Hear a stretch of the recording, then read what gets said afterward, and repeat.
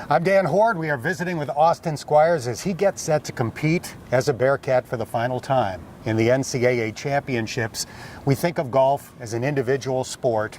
I've always got the sense from you that you've loved the team aspect of being at UC. Absolutely. At the end of the day, the only thing you can control is yourself. But at the same time, I love being with my teammates and playing for each other, because there's definitely a different aspect than individual tournaments. There's another trophy to be had. So being able to play these past 4 years with my teammates, great group of guys, it's been very special for sure. You will arguably go down as the best player in UC history.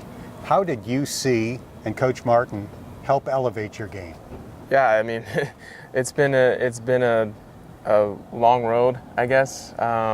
We've come a long way since freshman year for sure. But I mean, I guess I was talking to Coach a couple weeks ago, and we were just talking about the knowledge that he's given me, and a huge part of taking the knowledge that he's given me is just taking ownership of it, and kind of making it my own. The things he's given me to elevate my game, they were his insights, but I turned them into my own and kind of made them comfortable to myself. You've had some great individual accomplishments. You've been the player of the year in the conference. You had the great run in the U.S. Amateur last year. What have been your highlights? What stands out for you? Yeah, obviously the U.S. Am was huge, but probably one of the best awards I've ever gotten was the Jimmy Nippert Award a couple weeks ago at One Team Honors, because that was just a huge award for me, because a big part of my 4 years has been trying to leave the program in a better spot, and winning that award, it kind of made me feel like accomplished in that regard. So that was really special for sure. You were the captain of a very young team this year. What does the future look like for Bearcat golf? Absolutely. There's a lot of talent, absolutely, a lot of potential, and it's just tapping into that potential.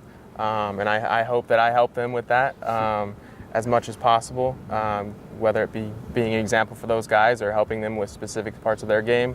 But definitely the sky's the limit, as long as I put in the work, and they can accomplish their goals for sure. You just earned your degree in finance. Congratulations. Thank you. I think a 3.89 GPA, Yes, if I'm sir. not mistaken. How did you balance the demands of college with trying to improve as a golfer? Yeah, I mean, we got great academic counselors here. They do everything for you that you need. And then also a lot of online classes to take care of that time management. And then the professors here are great. I've communicated with a lot of them over the years, and they've just been great in working with me, taking exams at different times, and they've just been great with me for sure. You improved a lot over the course of 4 years. How humbling was year one? It was definitely humbling for sure, because I came in, most freshmen come in thinking, oh, I'm just going to play right away, and then first qualifier comes around, and I finished last in our first qualifier ever. So that was really an awakening, and I put my nose to the grindstone and got to work, and luckily qualified for a few events later that fall, and then I continued to progress over the winter. And then the experience I gained from playing in every tournament in the spring was huge for me as a freshman. Let's talk about what's coming up. First, the NCAA championships and the opportunity to really put a finishing touch on your legacy as a Bearcat. Absolutely. I head out for Stanford on Friday. 3 rounds there, and only one individual gets out, so I'm going to have to play very well. It can definitely be done. And then if I make it out of there, I head to Nationals in Arkansas. So I haven't made it to Nationals yet, so that's definitely a big goal of mine.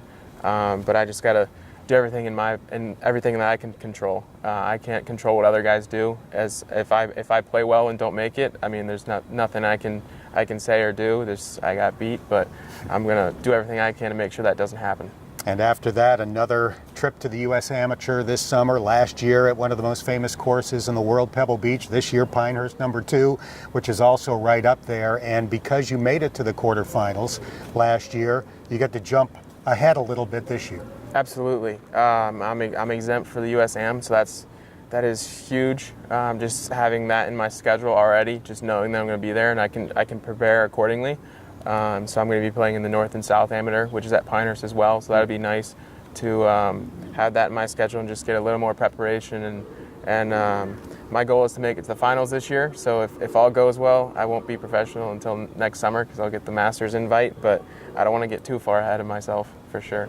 The person that beat you last year in the quarterfinals was the low amateur in the Masters this year, correct? Absolutely. He was deservingly, he was definitely deserved it for sure. He played, I think he shot 71 every round or something like that. So I mean, at the Masters, that's pretty good playing for sure. Hey, it's been fun to watch your progress over the course of the last 4 years, and we're excited to see what you do in the future. Congratulations. Absolutely. Thank you. All right, that's Austin Squires, and I'm Dan Hoard for GoBearcats.com.